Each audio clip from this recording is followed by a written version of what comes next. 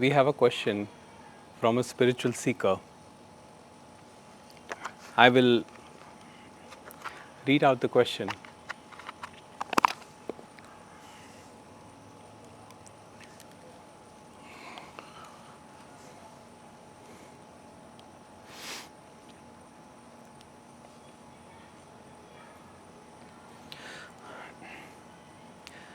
I am a 46 years old Mexican woman. I live alone since I divorced. I married once and fortunately it only lasted 1 year. That year was like hell. I don't have children. I have been a spiritual seeker all my life, but I couldn't find my way until I got very ill. Being desperate, I found Hinduism. I radically changed my many aspects of my life and I got better. Last year, I spent some months in an ashram in India. It was extremely challenging and confronting. And I think that the crack in the personal structure you always talk about happened as a result. When I came back to my country and my life, at the beginning I was feeling happy and enthusiastic. But a month after, I had a breakdown and I sank into depression. I couldn't continue with my old life anymore. It seemed so fake to me. I isolated myself, stopped talking to family and friends. I teach online. That is the only activity I have now, and I do it only because I have to sustain my dear dog and myself, but I don't like it. After some very painful months, I found your channel. I don't know if awakening is happening to me and if I am experiencing the dark night of the soul, but I started to embrace the understanding you have shared in your videos and suffering started to decrease. I'm aware that many things are changing drastically in the way I perceive the existence. And it feels good. It is such a relief. But there is an aspect in particular that worries me. All my life, I tended to be hyper empathetic. When I was a child, I used to cry watching homeless people. I was always trying to help everyone because other suffering was unbearable to me. So, since early adolescence, I have volunteered for many causes. Later in adulthood, I did some research about it and I found out that hyper empathy is a symptom of trauma. It made a lot of sense because I had a traumatic childhood. But now that has changed a lot. I don't have empathy anymore. I like knowing that someone is happy, but if I see suffering, I don't feel anything. I don't care.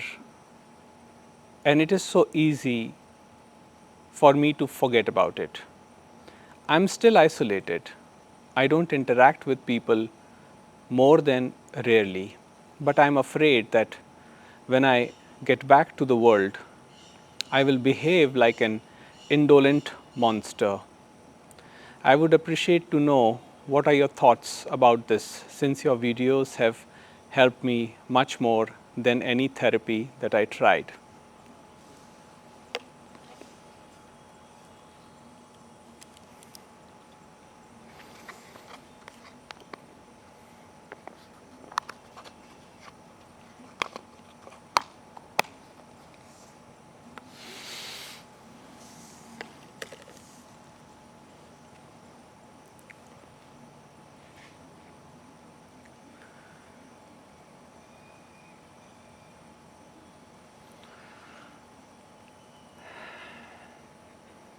You see, we all go through hardships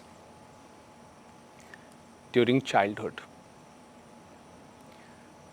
And in the modern times, we put a lot of emphasis on this word trauma,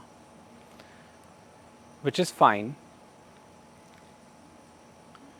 But the thing to understand is that I feel personally there is not a single human being on this planet who has not experienced childhood trauma.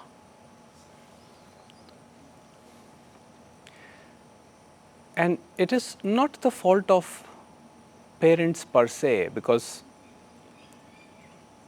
they gave what they received.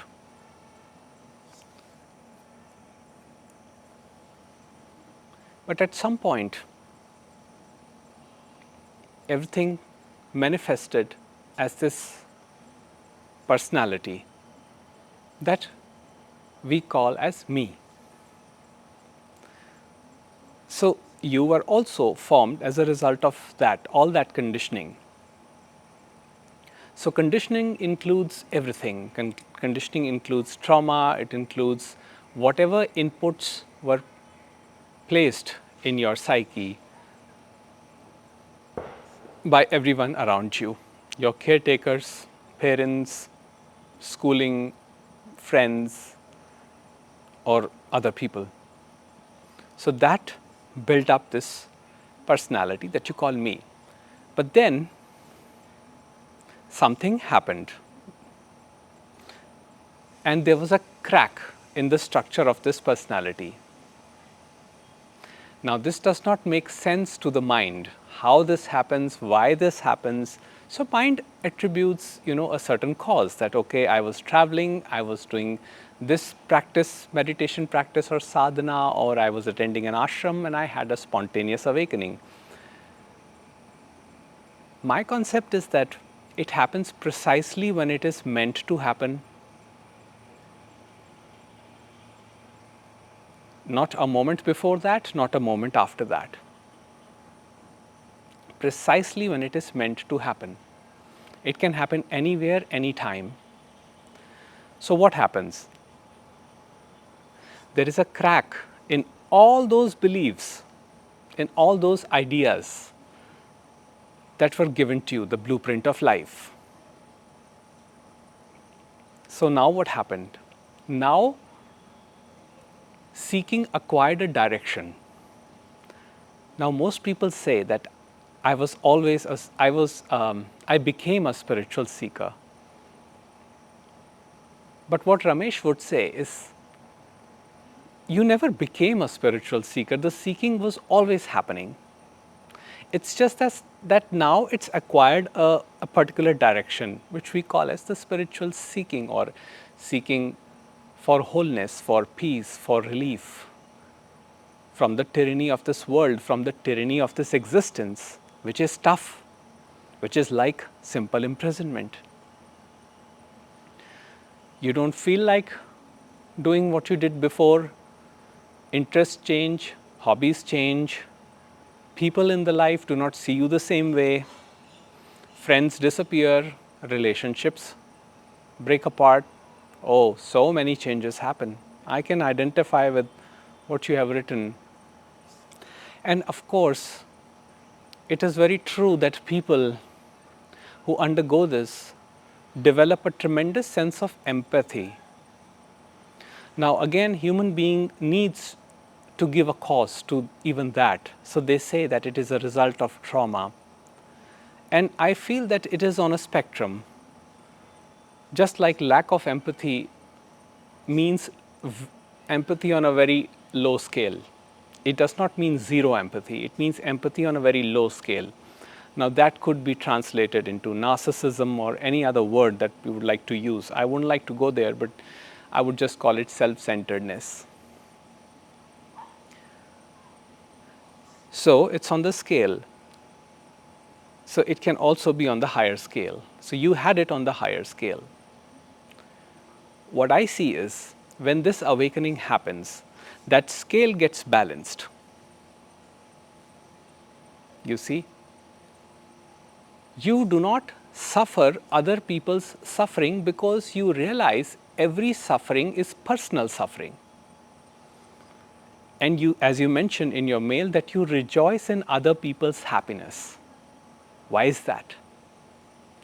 That is because happiness is impersonal. Happiness is never a personal experience, it is always impersonal. It is a place of peace, a place of calm. It's not excitement. We're not talking about thrill, excitement. That is something else entirely. That is again a movement. The happiness, the peace that I talk about is stillness. It's a sweet feeling, and it is a deep recognition of the essence that we are. We see that essence in others. And we recognize that behind all these appearances is one consciousness, which is that essence. But when people suffer, we don't lower our energy for them. True empathy is not to give advice and solutions to people. True empathy is simply to offer them presence, if it is possible. That is the highest act of empathy, that is the greatest kindness, to offer your presence, to listen, to acknowledge, just by listening, not with using words, because words can be dangerous, words can be interpreted in different ways by different people. Silence can also be interpreted differently by different people, but presence will never be misinterpreted, because presence can be felt beyond the feeling, beyond the appearances. It is something we share with the other. So when we offer presence, and there is a recognition that there is a sharing happening between multiple people, then it's a different energy altogether. Nothing needs to be even said in that moment. And that is why we conduct satsang, we organize these talks, so that people can come, share their experiences, and actually recognize that essence in all. Our stories may be different, but the base of it is always the same. So all in all, what is happening here is, as you're tuning more and more into your energy and discovering your true nature, you realize that when people are suffering, most of the suffering is psychological suffering, perceived suffering. Now, there is an actual suffering. For example, if there is an illness, or if somebody is under severe financial stress, or if somebody is undergoing a relationship crisis, or any such thing, there is momentary suffering that one experiences every now and then. But that is not what we are talking about. We are talking about the suffering that is psychological, which is why me? Why this had to happen with me? Why is God so unkind to me? It is all related to me, me, me. People with this understanding will suffer for the moment, but will not mourn in the long term. They will not register that suffering. So when there is registration of the suffering, this happened to me at that time, and they cannot let go of it. I lost a relationship at that time. And then there is either shame, blame towards them or towards oneself. The energy is completely low, so as to speak. That is personal suffering. Happiness is this silent presence.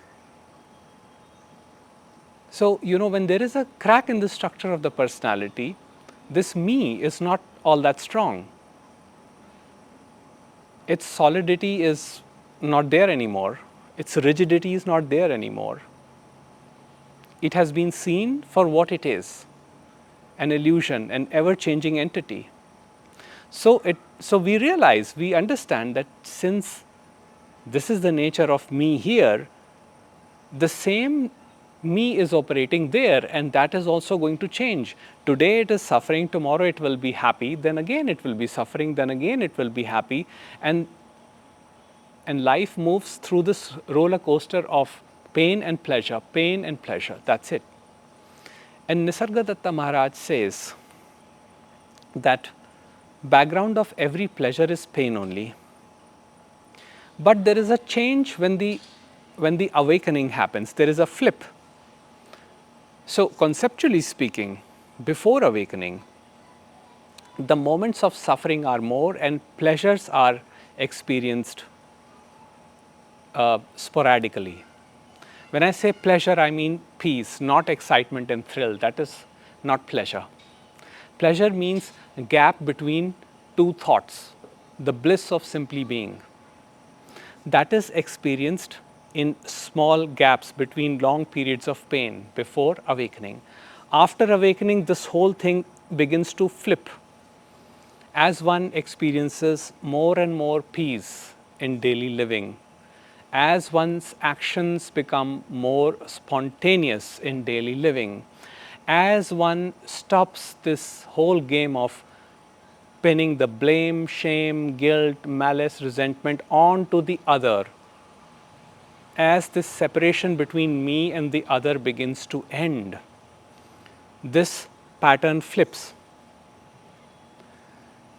Pain is experienced sporadically every now and then, but the moments of pleasure, of simply being, of peace are more. So what happens?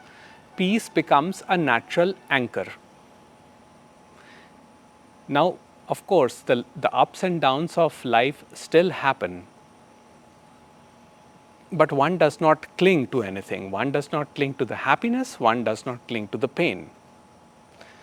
So whatever this moment is bringing up is completely accepted, because one knows that there is no way to know what the next moment is going to bring me, pain or pleasure. So I completely surrender to the universe,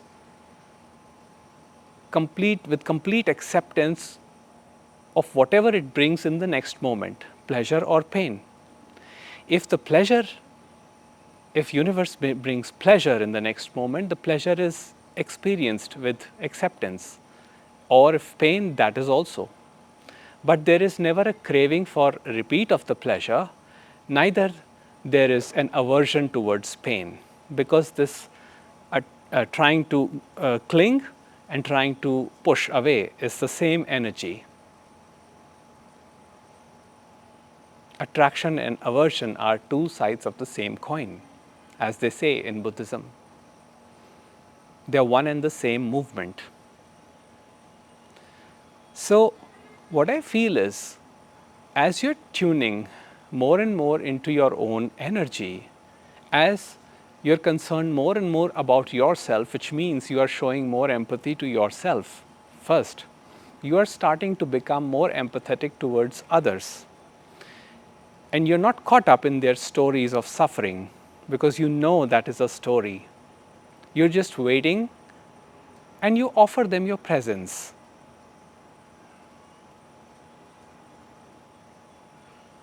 And that is, I believe, the greatest gift. Now you say, I'm still isolated. I don't interact with people more than rarely. But I'm afraid that when I get back to the world, I will behave like an indolent monster. So this is a movement in future. The mind is coming up with this idea that I will behave in future like this if I go back. So it is based on an assumption, and we all know that ego loves to assume. So it has not happened as of yet. The mind is contemplating that if I go back into the world, because in the past this has happened, again it is going to happen in the future.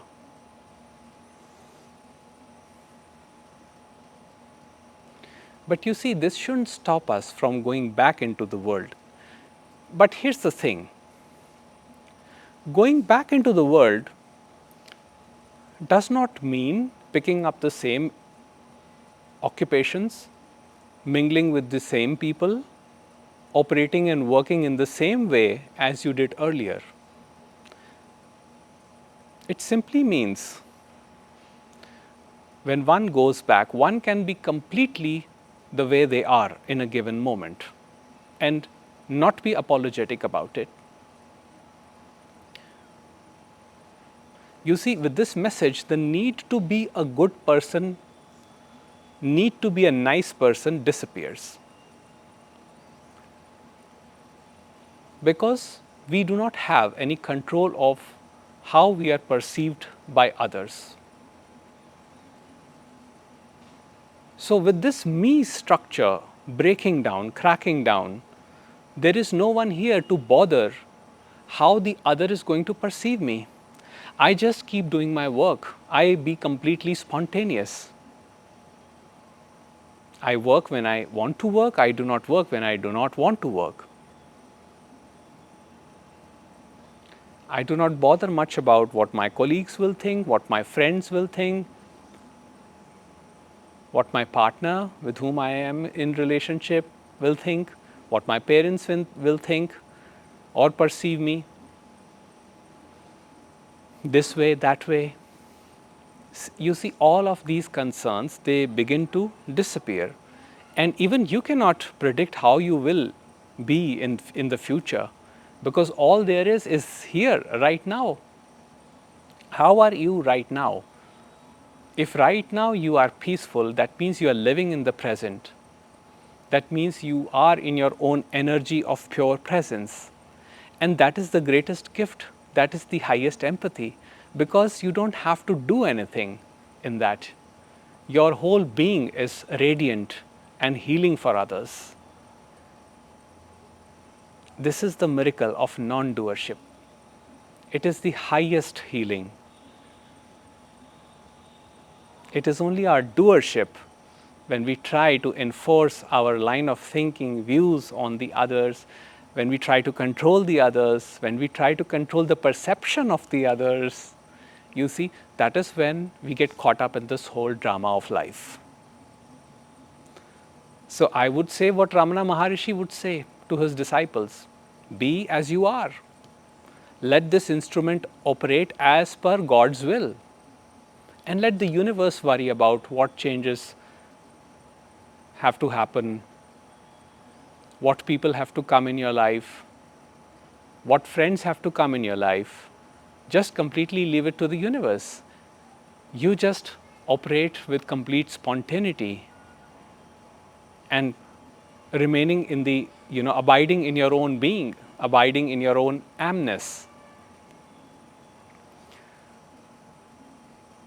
And people who abide in their being, who are aware of the presence,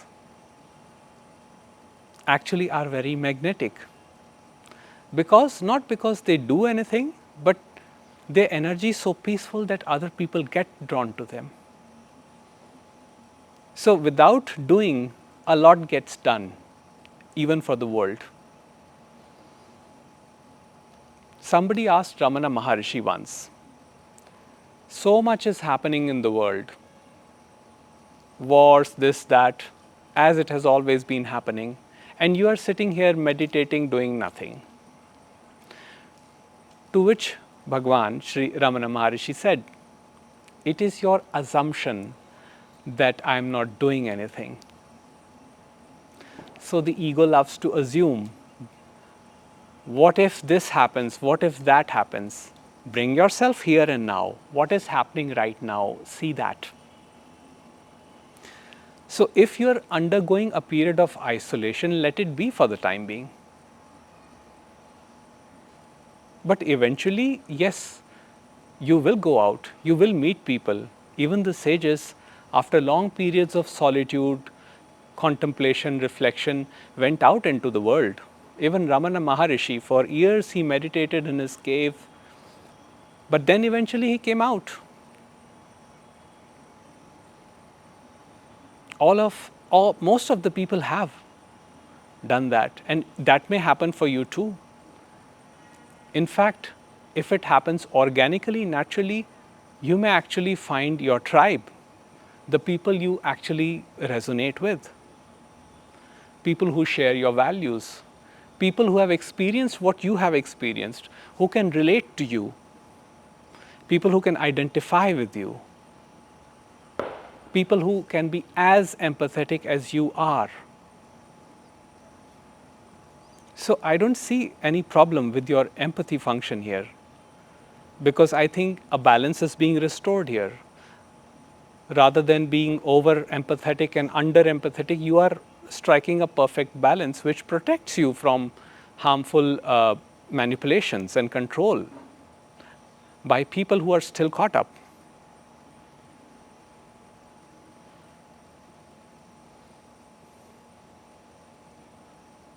So I'm glad that this message has helped you. I would just say be as you are. There is nothing wrong with you. You are whole, you're complete, you are perfect as the universe created you.